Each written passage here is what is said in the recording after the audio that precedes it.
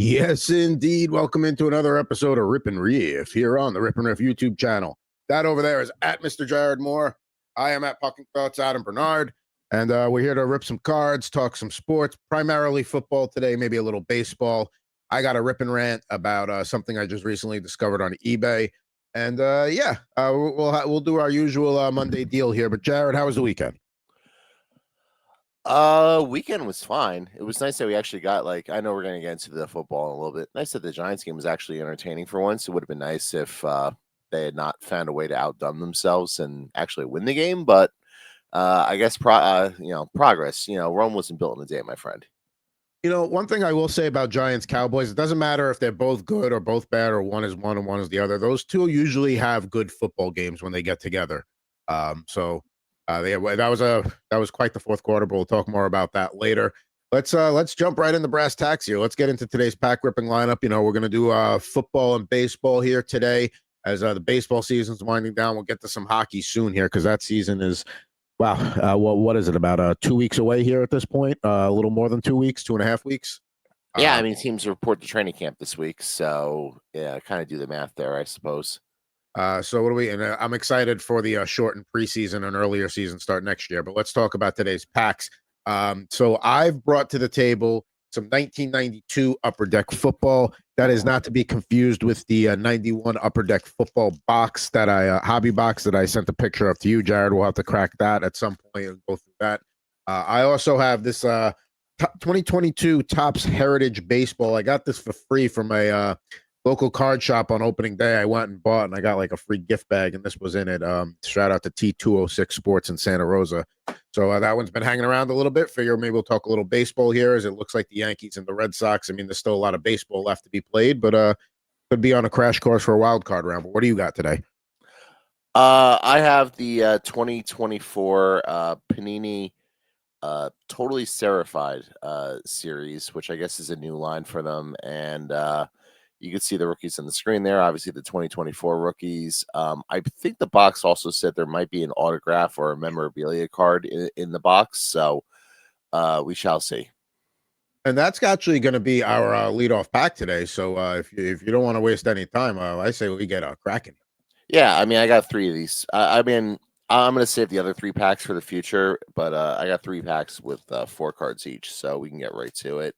Very nice. Rip it right open. I did pre-rip the cards, but they did rip fairly decently. All right, so I could tell from just looking at this. All right, we got some legends early. You got a Joe Horn on target card there. I don't see a picture of his cell phone there, but we do have Joe Horn. I was actually working in the Sirius XM newsroom the night that happened. I could not believe what I was watching. I thought that was brilliant. I'm surprised. That came. I forgot what year that was. That must have been 2006, 2005. Yeah, something like that. The Giants were still bad at that point, and I remember it was a Sunday night game because I remember it was an ESPN game, and that's when they still had the Sunday night package at the time. But yeah, you thought that was the low point as a Giants fan. Fast forward a couple decades later, and you can see things have gotten a lot worse. We have Brett Favre, Packers legend there, Hall of Famer, alleged tax cheat that we won't discuss on the show. I will say about the Packers, though, Packers-Lions rematch on Thanksgiving might be the most meaningful Thanksgiving game we've had in years. That is going to be huge. If everybody stays healthy and plays the way they're supposed to leading into that. Yeah, hopefully it goes better than the Packers-Lions game we saw last week. Yeah, I think there was a 1 week adjustment period there for a Lions team without coordinators, and now they listen, not that the Bears are a great team, but they certainly seem to get back on track at home yesterday. All right, well, a team that didn't get back on track at home yesterday, Patrick Mahomes and the Kansas City Chiefs, and I was sort of floating this idea out there, especially with the Giants facing the Chiefs this week. I'm not saying the Giants are going to beat the Chiefs or even hang competitive in the game, but 2 weeks into the season, they're 0-2. Is it possible the Chiefs are just bad? I thought they were like a lot of people. I thought okay, eventually all this extra football you're playing is going to take its toll, and it's going to have an effect on a season. I didn't think they would miss the playoffs, but maybe they don't win the division this year. Maybe that they're a wild card team, or maybe they're not one of the top 2 teams in the AFC. But I mean, you look at the teams they've played to open the season. They went to Brazil to play a Chargers team that always keeps it close against them and occasionally nips them. Division rival, improved Chargers squad. Technically a Charger home game, but yeah, it's international. It's a neutral playing surface, so I don't mind them losing that one. Losing to the Eagles at home, again, like the Eagles are the defending champs. Last week without Jalen Carter, they still managed to beat the Cowboys, even though it was a little closer than people might have thought it was going to be. I'm not hitting the panic button on the Chiefs yet, but and I would say even if the Giants keep it close, because we know that, barring yesterday's 40-point allowance, they have a good defense. But right now it's plus 5.5. I would not be shocked to see the Giants cover that. And that would not be an indication that the Chiefs stink, but maybe they're not in the Buffalo-Baltimore tier anymore. Right. All right. And last but not least, we have Kyler Murray and the Arizona Cardinals. Wow. The Panthers, the Cardinals almost let the Panthers come back and steal that one yesterday. And the amount of penalties, like on the last drive, there was on the Panthers drive to try and take the lead. I think there was literally 6 straight plays with a penalty that had a significant impact to either move the ball up or back each time. It was insane. The NFL is almost becoming unwatchable with all these penalties. And like, I know the old adage is, well, they commit holding on every play and whatnot, but like watching the Giants Cowboys game yesterday and seeing how many penalties were in that game, like Bill Vinovich decided when he woke up yesterday morning, he was going to be the main character.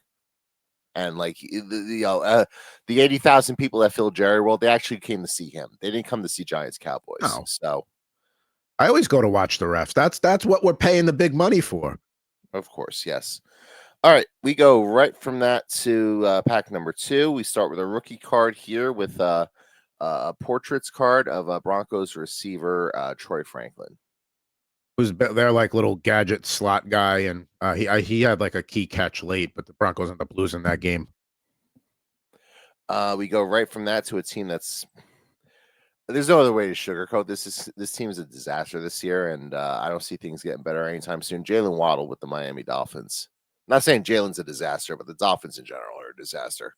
So Miami has Buffalo short week 3 in Buffalo. As our pal Dustin Sweetelson says, he doesn't think Mike McDaniel sees Friday as the Dolphins head coach. If that game gets out of hand on Thursday, he might be right. I mean, I don't see the Dolphins winning that game. Not only do I not see the Dolphins winning that game, Buffalo off the momentum of the comeback win against Baltimore on Sunday night. That Jets-Bills game, I'll talk more about that a little bit later, looked like every Jets-Bills game of the last 7+ years. Yeah, if Buffalo can just keep riding that momentum, I mean, look out. Yep. We go from that to you already mentioned the Carolina Panthers. So we have a backup quarterback there, Andy Dalton. Anytime you get a backup quarterback, that's exactly what you want out of these packs with how much they cost. Hey, don't besmirch the Red Rifle. And last but not least, you mentioned the Jets already. Star receiver for the Jets, Garrett Wilson. Yeah, we'll get into them a little. I'm not ready to get there yet. Yeah. you got to work up to it. Yeah, it's early in the show. It's slow burn. All right, fair enough. All right, we go to our last pack here. I'm going to save the other packs for another time. Absolutely. We have a rookie card here of Blake Corum with the LA Rams. Unfortunately, Blake hasn't really carved out his niche yet as an NFL player. Perhaps he never will, but that's one of the few autographs I've pulled on this show, and it's like, yeah, that's going to end up being worth nothing. Yeah. Let's see. We have another rookie card, intriguing players. Jonathan Brooks. He'd be intriguing if he could ever see the field, but unfortunately, he's dealt with a lot of injuries in his young career. Yeah, I don't know if we'll ever really see what he's capable of at this point. We haven't already.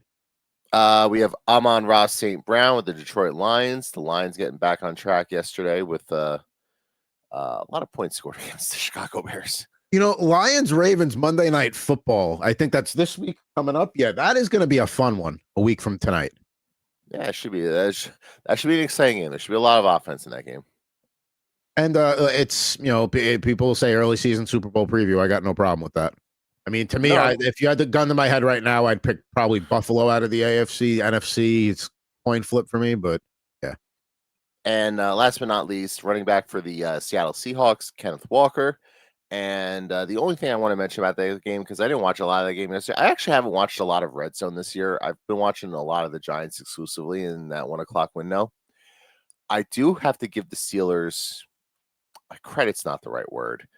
But the Steelers are the early front runner in the house for the dumbest touchdown allowed this year.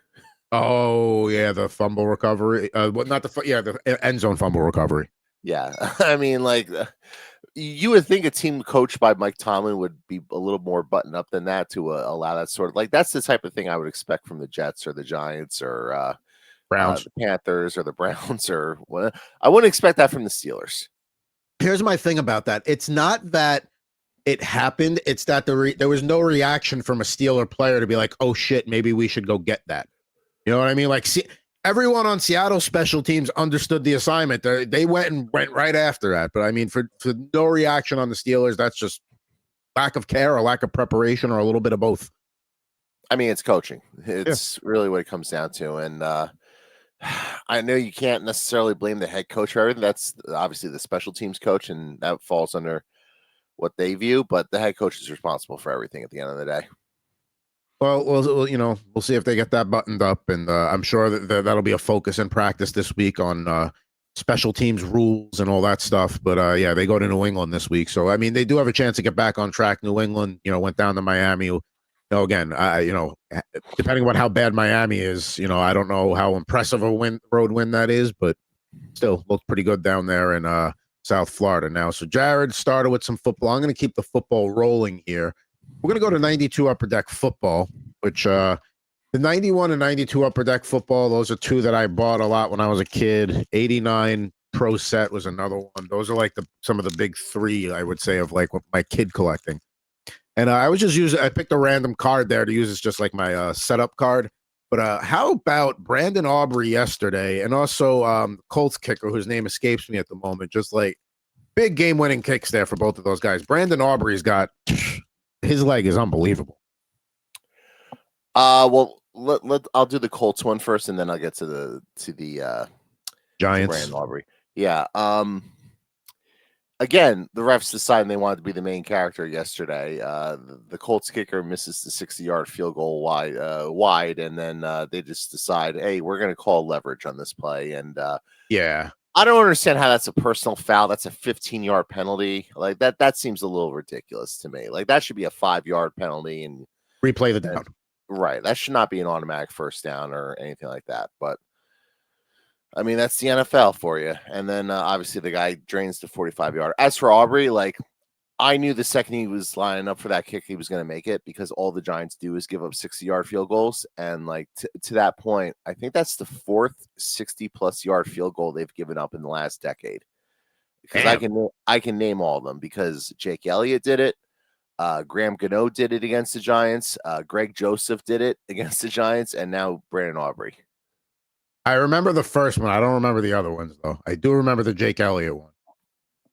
Yeah, so all the Giants do is give up, and that kick might have been good from 70 as well. So he got all of that. Yeah. Yeah, so, I mean, these kickers are just too good nowadays. Like, I can't get mad at him. I can get mad at the Giants' defense. I can get mad at the Giants for not having a kicker that can kick the ball 60-plus yards, even though now they have Graham Gano. I don't know that Gano can still kick it from that sort of range. So, he's a little bit older now. So, I mean, obviously that Russell Wilson pass at the end there in overtime. I mean, I don't know what you're doing.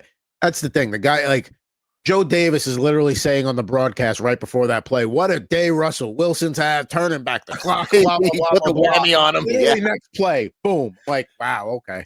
Yeah, I guess just a miscommunication there because Malik Neighbors broke to the sideline and Wilson threw it in the middle of the field, and he just happened to throw it where Donovan Wilson was just standing. I mean, I can live with that. I guess it's a frustrating timing for a miscommunication like that, but I can sort of understand that one. I mean, I had a lot of issues with the Giants yesterday. That wasn't necessarily one of them. How do you feel about like the Jackson Dart coming in and out stuff? I mean, I loved it. Like, especially the fact that they can't score the ball. They were having trouble scoring touchdowns in red zone situations. Like, they should be throwing different looks at at opposing defenses. Like when Jackson Dart comes in, you should have no idea what the Giants are going to do. And like the fact that they did that in like the very first play, like Cam Scatterbo takes the ball and runs it up the gut for 24 yards. He's down at the 1 yard line, and then they punched it in the next play. Like that's exactly what the Giants should be doing, because they just don't have enough talent up front to sort of just beat teams that way. So they should be trying to trick teams and fool teams and that sort of thing. And listen, I mean, nobody's expecting them to go to the playoffs, but the Giants can have a respectable season. That is still in the cards for them. So you can see the pieces are there for them. yeah. I mean, they still need a bit more. Like, they need better interior offensive linemen. They don't have a good running game in general, and I think it's tied to that. But they need better offensive linemen. I mean, James Hudson committing 4 penalties on that first drive is just inexcusable. They put Marcus and Bo out there, and he seemed to at least stabilize things. Like, I don't recall hearing from him the rest of the game, which to me is a sign of good offensive line play that I'm not hearing about it. So I thought the offensive line held up better than they did against Washington the week before. But like, you could see they need pieces out there. Like, their corners aren't very good. They're a little thin at linebacker, probably because the Giants haven't drafted a middle linebacker in 2 decades. The Giants, who used to be known for having Stable. studs at linebacker, in the 80s and 90s, and they basically ignored the position ever since they won their Super Bowls in 07 and 2011. Like, yeah, we've done that enough. Let's focus. And they, to their credit, they focused on the defensive line, but you have one of the better defensive lines in the game, and it's going to get better. Like, it's still developing. Like, there's still guys that are getting ready to take that next step. So, yeah, I mean, well, like we said, we expect a good one against KC this week. The game can go one of two ways. Either the Chiefs have a coming out party where, like, okay, we're fine, kind of like the Lions did this week against the Bears, or the Giants keep it close and we're having a similar conversation against the Chiefs next week. Team that did not keep it close yesterday, Leroy Horde there, pictured with the Cleveland Browns. Ravens, no shock there, taking care of business. Got Keith McKellar there with the Buffalo Bills. I am excited for them to wear those red helmets again this year. That is going to look fantastic. They need to get rid of the white helmets. There's only white helmets are boring, and there's only a couple of teams that get away with it, like the Colts, the Dolphins. Am I missing anybody? The Cardinals, I'm okay with it with them, but there's no reason for them to have a white helmet. Speaking of great looking white helmets, how about the Houston Oilers there? Lorenzo Neal. So Houston plays on Monday Night Football tonight against the Bucks, but the Tennessee Titans lose to the Rams yesterday. No surprise there. Talked about the Steelers earlier. There's Cortez Kennedy. Seahawks beat them. Looking good on the road there. They're going to be an interesting team to watch this year, the Seahawks. Like 1 week they, a lot of mistakes, cost them against the Niners at home. This week they go out and they get a nice road win. Granted, it was buoyed by that special teams mistake, but still they seal the deal. And this week, well, who do they got this week now? They got the Saints at home, so they got a good chance to get out at 2-1. It's amazing how all these other teams play garbage teams, and the Giants are just going through this gauntlet right now. And you got the Chargers next week too, so like it don't get easier. I hate the NFL sometimes. That's the schedule rotation, yeah. So the Seahawks, they got the Saints at home next week. That's probably going to be a popular survivor pick. Certainly one I'm considering in the pool I'm in. Another Buffalo Bill here. We got and that's Ricky Jackson. I don't want to disrespect the member of the Dome Patrol there. Talking about good linebacking groups, the Saints in the late 80s and early 90s, anchored by that guy right there. Carwell Gardner there with the Bills. We got Benny Blades with the Lions. His brother Brian Blades was a receiver with the Seahawks for a long time. Vikings, Chris Dolman here, Hall of Fame defensive end. Did not look good against the Falcons yesterday. For all that love about J.J. McCarthy and being anointed the next one after beating the Bears on the road on Monday Night Football in Week 1, I wasn't expecting the Falcons defense to be that impactful, but they got after the quarterback last night, that's for sure. That defensive line really knows how to get around. I don't want to imply what they're doing after hours, but no, the way you phrased that at the end was just funny. Yeah, it's not Chris Dolman's fault the Vikings stunk yesterday. I mean, yeah, McCarthy did not look good in his second start, and basically looked like how he looked throughout most of the first 3 quarters of the first start. It's just he happened to turn it on there at the very end and beat a Bears team that might not be very good. Yeah, credit to the Falcons defense. I mean, I know they they took a little bit of flack for trading next year's first round pick to get an edge rusher, but the guy had an impact yesterday. He got a big sack at one point in the game, so and it's clearly was a position of need for him. So I guess you got to give him credit. And for the Falcons, I think we all knew the NFC South was going to come down to the Buccaneers or the Falcons anyway. But listen, it wasn't the sexiest of wins, but they went on the road and beat what we all consider a good defense. I mean, the defense did their job, the Vikings last night. The offense couldn't get going. But to me, that's an impressive road win for the Falcons. See what they do. They go to Carolina this week, so they could probably get another. They could get their second win of the season there. Speaking of the Falcons, nice. Rookie team there. We got Bo Gardner. We got a couple more Seahawks here. We got Darren Como. And if that wasn't enough Darren Como for you, there's another Darren Como. Oh, thank God. Now I can send you one. Because I wasn't sending you the one I got. No chance were you getting that one. Now I can share one. You know what? I'll pass on this one, but I appreciate the sentiment. We got Reggie Roby with the Dolphins here. Talked about them earlier. Okay, so we got one of my favorite players of all time when I was a kid, Mo Lewis, all rookie team Jet card there. Let's talk about the Jets yesterday against Buffalo. And like I said before, that looked like every Jets-Bills game of the last, pretty much of the Josh Allen era. Buffalo came out, got an early lead, and just, kept the foot on the gas steadily. Jets never felt like they were in that game. Everything they did right in week one, they just could not get anything going yesterday. Again, I didn't have high expectations for this team this year. But, this week they go to Tampa Bay, which that's not going to be an easy one right there. Justin Fields just looked like the opposite of what he was in week one. And I just hope that we get somewhere between the two and that week two is not closer to the norm. Because I know he is not going to always play like he played in week one. But that was not great yesterday. Well, you saw how he played in week one, and then you see how much the Steelers defense has struggled. And you're like, wait, was that just a product of the fact they were playing a defense that isn't very good? Because, the Bills, I don't want to say they have a great defense, but I would certainly say they have a better defense, and they can. It's very competent.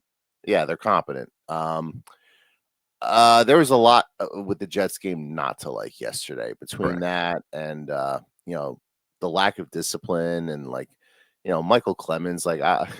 If they're gonna kick what's his face off the team for Xavier Gibson, if they're gonna kick him off the team for fumbling a key kickoff, are you gonna do the same thing with Michael Clemens after what he did yesterday?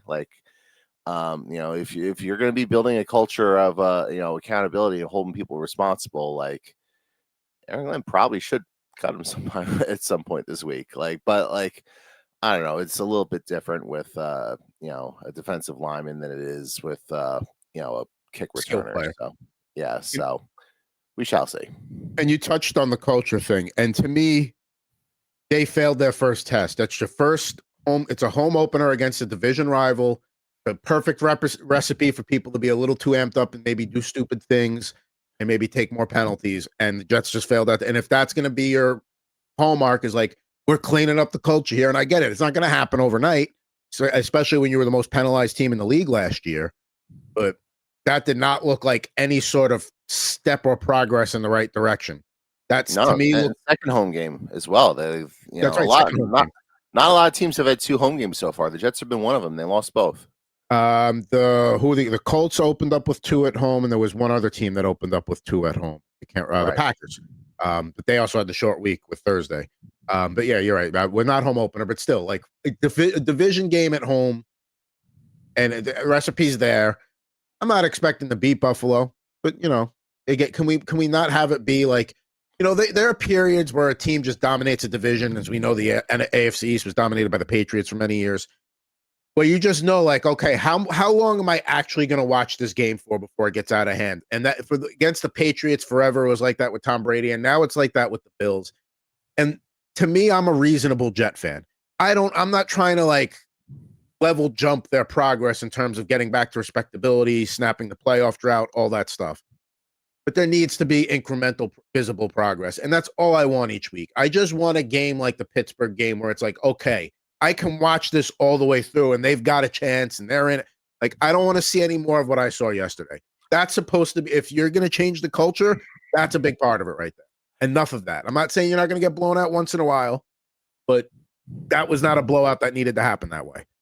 If you're going to watch a bad football team, and I'd like to think both of us are now experts in watching bad football teams play regularly, you want to feel like they're making progress. And the Jets obviously took a step backwards yesterday with that, as opposed to the Giants. And like, I'm not trying to pump up the Giants or anything, but at least with the Giants, like, all right, the offense scored a lot of points. Russell Wilson was able to throw the deep ball. They were able to take advantage against a bad defense. Like, you could, yesterday was the type of game where, for all the people who are like, they should fire Brian Dable and Joe Shane, yesterday to me is like the type of game where it's like, actually, maybe you know, don't want to do that, because like you could see the scheme works. Like you could see, like, you know, there's stuff there they can work with. Now, granted, like at some point you got to show results. This is year 4 for them, and you know, other guys have good schemes too. So like, you know, eventually you got to start winning some of these games. But like the Giants, you know, made a lot of plays yesterday. I don't want to say it was exciting. I don't want to say exciting, but things that you can be happy about. Right. Like, obviously, there's stuff they got to work on. Like, they got to clean up defensively. They got to clean up the penalties. But there's stuff there they can work with. Yeah. And, you know, one of my best friends on the planet's a big Bills fan. So obviously we were texting during the game. When Buffalo went up 30-3, I'm like, I'm turning this off. Like, I watch to the end, even when it gets bad. But I don't like having that feeling in week 2 where it's like, all right, you know, what's the most competitive game? Because I have the YouTube package. So it's like, what game am I putting on now? Like, I'm done with this. And I don't like feeling like that in week 2. Life is too short to watch shitty football. Correct. And there's some people like, oh, you watch your team to the end, blah, blah. It's like, listen, 30-3 in the 4th quarter, I'm allowed to go watch something else. Stop it. Right. Like, I've sat through enough of this. I'm ready for my Sunday. Now, the checklists from this era are pretty cool. We got Keith Jackson here. Look at that eagle drawing there. Like, to me, that's pretty sharp. And then you got, I mean, it looks like they just used the same bird with a different angle for the Seahawk there, the aforementioned Brian Blades. And this one is, we got the Bears here. We got Mark Carrier. Shout out Bill Zimmerman. Bears not looking great through 2 weeks, but we'll see. Another Seahawk. Jeez, we got a lot of Seahawks here. We got Terry Wooden. Talked about the Cowboys before. Larry Brown, all rookie team. I believe a Super Bowl MVP, Larry Brown. Yep. Super Bowl 30. Let's see here. We got another Mo Gardner, Falcons. We talked about the Eagles. We talked about the Chiefs. We didn't really talk about the Eagles. So for just business as usual for them, the Eagles have kind of gotten to that point where, you know, you almost don't talk about them until they give you a reason to talk about them, like a negative reason, because they just keep going out and doing what they're supposed to do. The Eagles might be the most boring good team in football. Yes, because like they're very efficient with what they do. Like they're very comfortable with what they do, and like you look at like what their offense is. It's all right. Saquon will pound the ball up the middle for, you know, either like 12 yards or, you know, 6 yards or 7 or whatever. Jalen doesn't take a ton of deep shots. Like it's a lot of like screen passes, swing passes, little outs and stuff like that. And you just know anytime they get the ball in like a 3rd and 1, 4th and 1 situation, they're just going to tush push and get their way, you know, get their stupid little first down. And of course, like their guys like false start like every time they do it and they never get called on it, which is incredibly frustrating. I will not forgive the NFL for having the chance to kill the tush push this offseason and failing to do so. Like to me, they've ruined another football season because of it.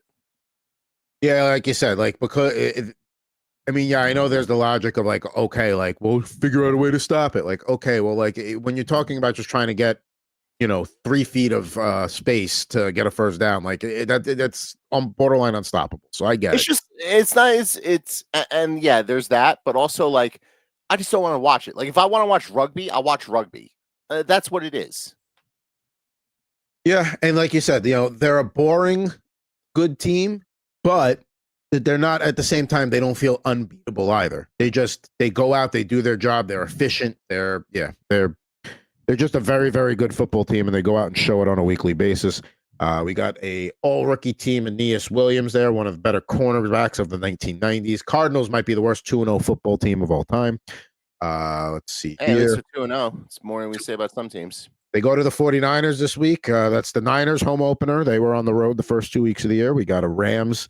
Robert Del Pino. They take care of business in Tennessee. They go on the road to Philly next week. That should be a good one. Andre Rison there with the Falcons. Talked about them earlier. Let's see. We got Dwayne Pickett, Colts. Anthony Munoz. We did not talk about the big story to come out of Sunday here. Obviously, Hall of Fame tackle there. But Joe Burrow going to be out for about 3 months with bad turf toe injury. That to me that opens up the door for maybe Pittsburgh to steal a wild card spot. But I don't like if he's out 3 months, even if he comes back even if he comes back a little ahead of schedule around Thanksgiving. The AFC is so tough. I think the season might be lost for Cincy this year. Yeah, I mean, I know they wound up winning that game yesterday, but Browning also turned the ball over a bit, and kind of is what it is. I mean, I feel bad for Burrow in the sense that, like, I feel like injuries are derailing. Like, there's always something with him. Well, And, because like, they don't give him an offensive line. right. And, like, this is just the latest setback with him is, a major turf toe injury that's going to wind up costing him, like, a big chunk of the season.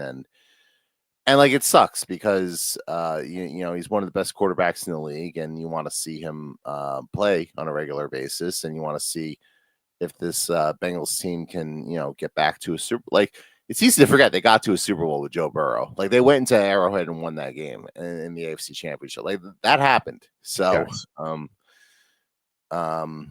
And when they're healthy, they have that feel of like they can beat anybody on the AFC any given week. Like they have that ability when things are humming.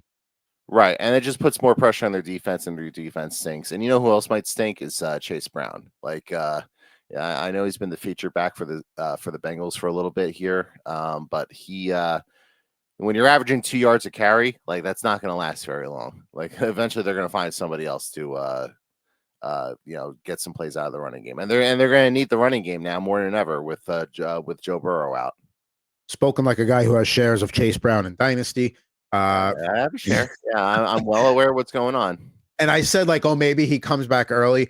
Here's the thing: a toe, that joint is so easily movable that you don't want to rush that. You want to make sure that because, like, you can be 85% healed and he just is walking down the stairs and plants his foot the wrong way and can undo like weeks of like recovery. So I don't think they're going to rush him back. And if the AFC is out of hand at that point, like if things just really go south, and since he just shut starts him down for the year, shut him down for the year. But if they're in the mix for a wild card, you almost have to bring him back. Packers continue to look impressive there on Thursday Night Football there against the Commanders. Commanders, believe, are going to call us to potentially be a tailback candidate for them. They lose Austin Eckler for the year. Who does Green Bay have coming up this week? They got Cleveland. That should be an easy one for them. Let's see here. We talked about the Dolphins. We talked with Hayward Jeffries, all season leaders, one of Warren Moon's favorite targets down there in Houston. Our former colleague at NFL Radio, Mr. Rich Gannon. Hey, shout out to Richie G. He bounced around for a little bit, but man, when he got to the Raiders, he really lit it up there. Pat Swilling there. We talked about the Dome Patrol before. There was another member of it there along with Ricky Jackson. So that wraps up the Upper Deck football here. So I'm thinking, you know what? I want to do a quick rip and rant here before we get to our Yeah, I want to hear this. It's time to kick things off on Rip and Riff with my Rip and Rant. Thanks, Dave.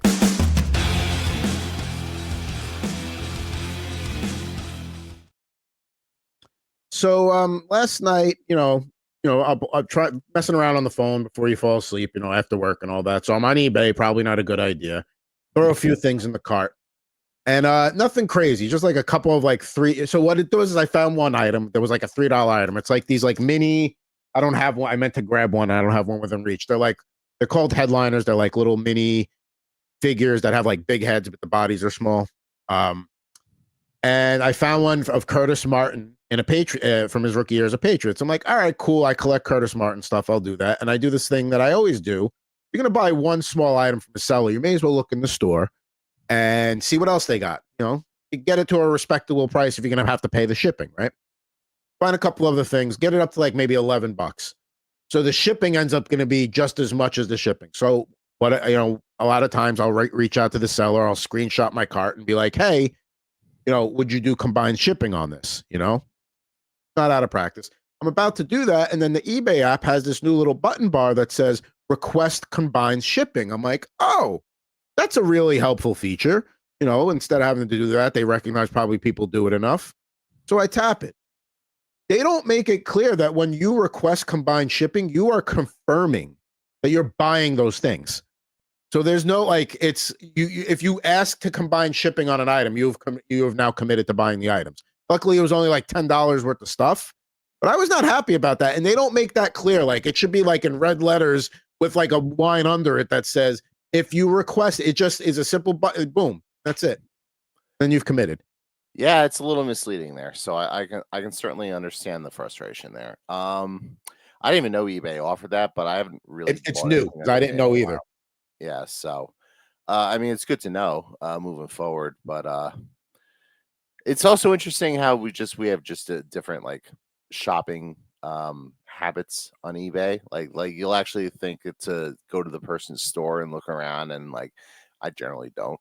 I just if I'm looking for something, I just look for something. But no, that's interesting. I don't know. I mean, so you want to buying the 3 items? Did you actually get the combined shipping for? I don't know because he hasn't gotten back to me yet. But that's the thing. It's like they commit before. Because what if the guy says no, and I'm like, I don't want to spend more on shipping than I'm spending on I don't even have that out now. Yeah, it's a little messed up because then you got to deal with trying to cancel the order. I mean, the one good thing with eBay is if there's any disputes, they almost always side with the buyer. See, I see the seller. To me, from what I see, what people post, it's the opposite. That they always side with the seller, and I thought that maybe this was a make good to the buyer. I don't know. I don't sell on eBay. I just buy on eBay. But yeah, I was again. It was only for a small amount of, so I ended up not being. It's not a big deal, but it's yeah, you need to make that clear that by doing this, you're confirming that you're buying it regardless. Seller could say no, sorry. Oh well. Yeah, it's a little messed up.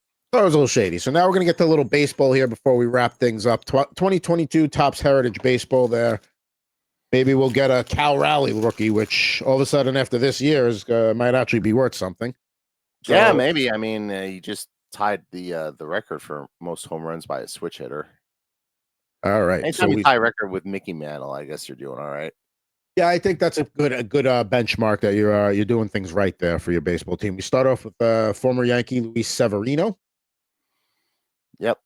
Not enjoying his first year in Sacramento. Hasn't really adapted well to pitching that ballpark. I wonder if he's the guy who just quietly requested a trade in the offseason, and the A's are happy to oblige because they don't want to pay him. Look, the thing is, if you look at his splits, he's actually pretty good on the road, all things considered. But at home, he is terrible over at Sutter Health Park over there. Got Paul Goldschmidt here. Looking like he's taking this very much looks like a little league photo there, mid swing, posing for the camera. Yeah, well, I mean, I'm sure that was by design, but yes.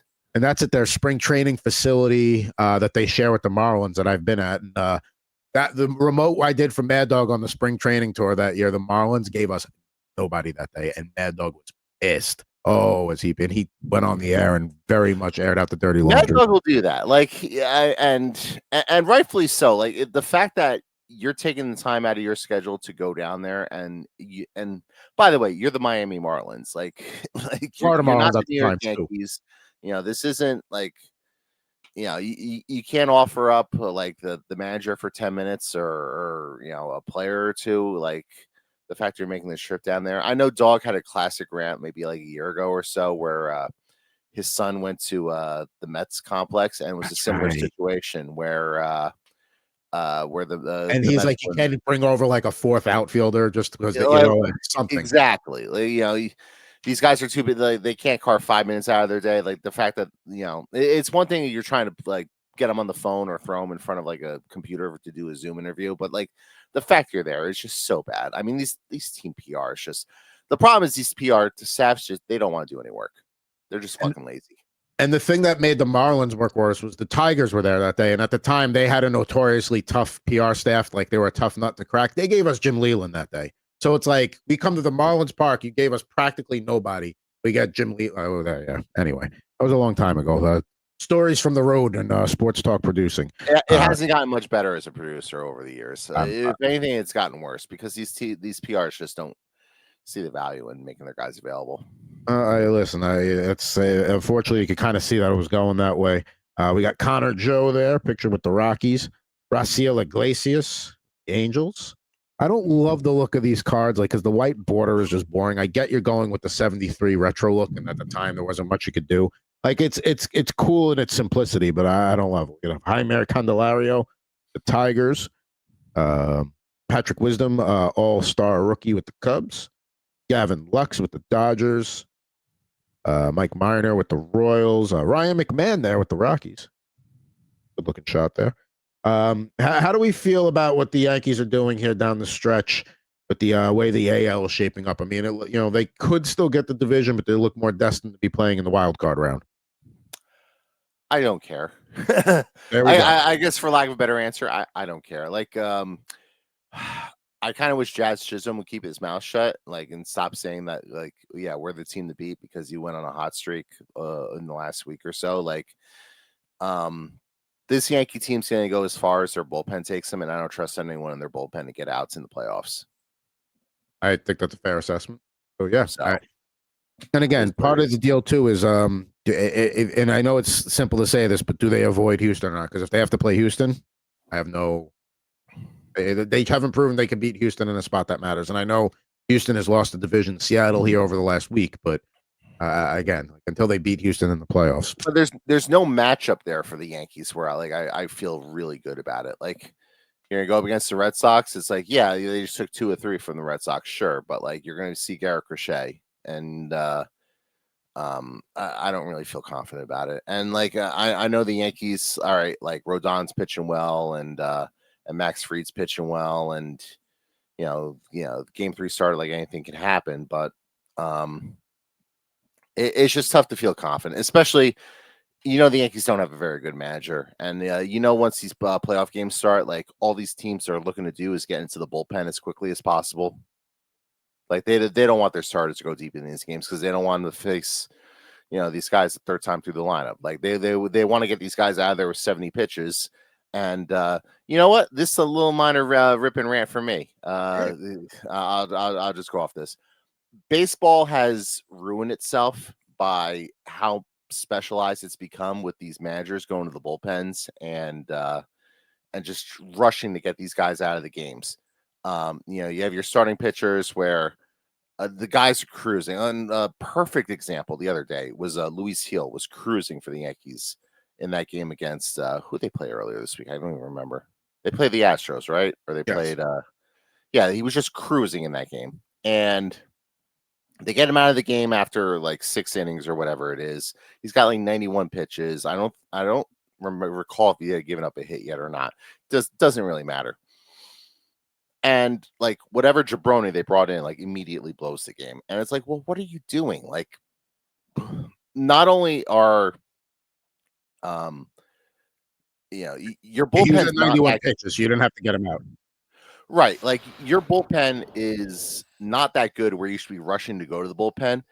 And the other thing with this whole situation is, I know they're trying to quote unquote protect the starting pitchers. These guys all get hurt.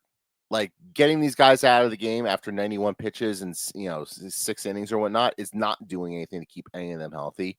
And if anything, it's making them worse pitchers because when you get to those critical situations in like the 5th or 6th inning where you got a couple runners on and your starting pitcher has to bear down and get out of that inning, like they don't let those guys do that anymore. They just rush to the bullpen to get the next guy in. And it's just ruining baseball. Jared, I completely agree with you. In fact, you know what?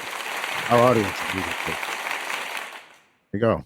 I mean, it's true. There's it used, and I understand. Like it sounds like that. Oh, things were better in my day, kind of rant. But like, yeah, things were better in my day. I remember when pitchers would. I remember when a short outing for a pitcher was they got into the 6th inning but couldn't get out of it. That was like on the shorter end of a start. Like you were supposed to get to 7. The ideal situation was you get your starter through 7, set up guy in the 8th, closer in the 9th. That's how that to me was the era that worked best. And It's not even so much the innings now. It's just how many pitches. And like it used to be where like, yeah, you'd let your starter go like 110 pitches, then it became like 100, and now it's somewhere in the 90s where they'll just get these guys out of there and after like 90 pitches and whatnot, and they'll start the reliever with a quote unquote clean inning, and then the manager will justify it by saying, well, this is his lane. And it's like, well, what the fuck does that mean? It's his lane. What was this? The commuter lane when you're driving to the city to go to work? Like this is his lane. Like maybe it's not his lane. Maybe it's the guy who's been cruising and has shown no signs of fatigue. Like maybe you let that guy like continue to pitch until he gives you a reason not to, and then like go out to out in that situation. Like go batter to batter. You don't necessarily have to commit to pitching him for the entire inning. Like maybe he gets the first two guys out, and then if he walks somebody, you can get him out then. Like what are we doing here? And I'm preemptively going on this rant because I know the Yankees are going to somehow fuck it all up in October. All right, well, remember the date, September 15th. We'll come back to this, and we'll have to replay it when the Yankees inevitably do something similar to what you just described. It's going to happen. We know it's going to happen. But that's what they do. We got Ernie Clement here with the Guardians. We got Enrique Hernandez, pictured, or Kike Hernandez with the Red Sox. Byron Buxton, if that guy could ever stay healthy for a whole season. Cal Quantrill. Raimel Tapia, Luis Arias with the Twins here.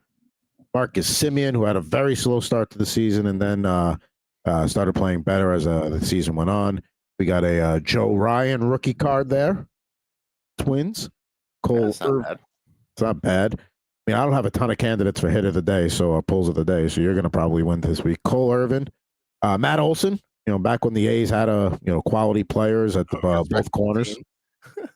And they had him and Matt Chapman at your corners. That's pretty good. Not bad. We got Max Muncy here with the Dodgers.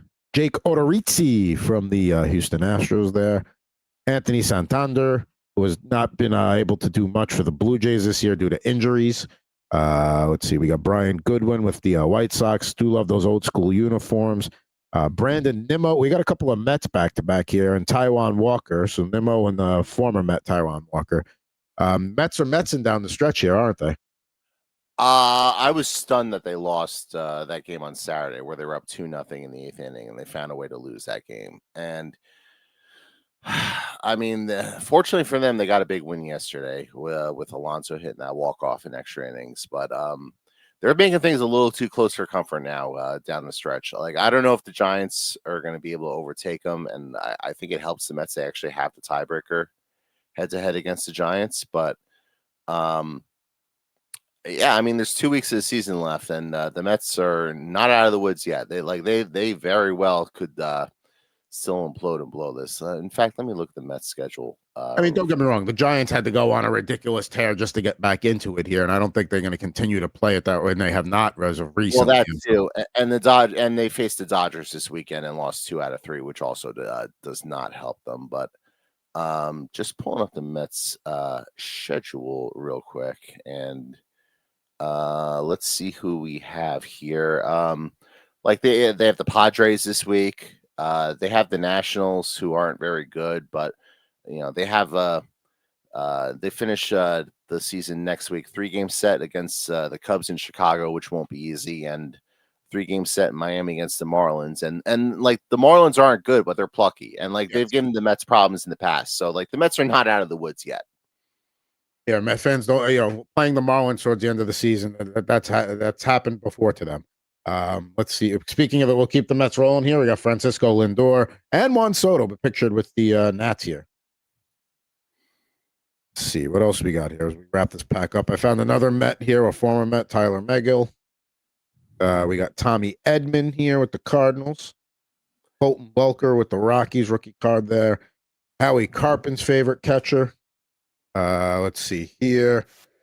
We got 1973 flashback. Gaylord Perry faces his brother Jim in pitching duel. That's actually kind of a cool. Let's see what else. So we can wrap this pack up here. We got Brian De La Cruz from the Miami Marlins. And then we got a 2021 ERA average ERA leaders, Corbin Burns and Robbie Ray.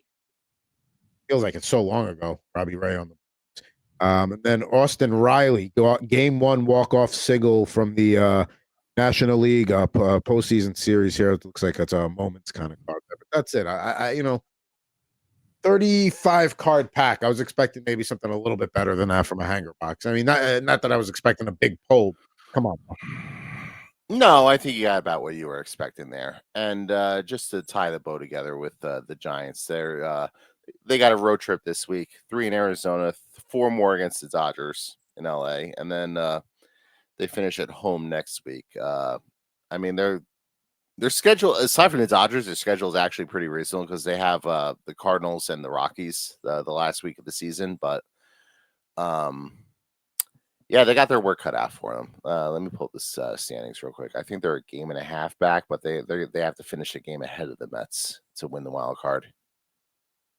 Yeah, I'll be honest here. Other than like the cool drawing checklists, I don't really have much for candidates for pull today. So you're gonna win by default, whichever card you take out of here. Whatever. Yeah, I guess I win by default. I'll say Pat Swilling leaders. Just we'll say that one is the pull of the day for me.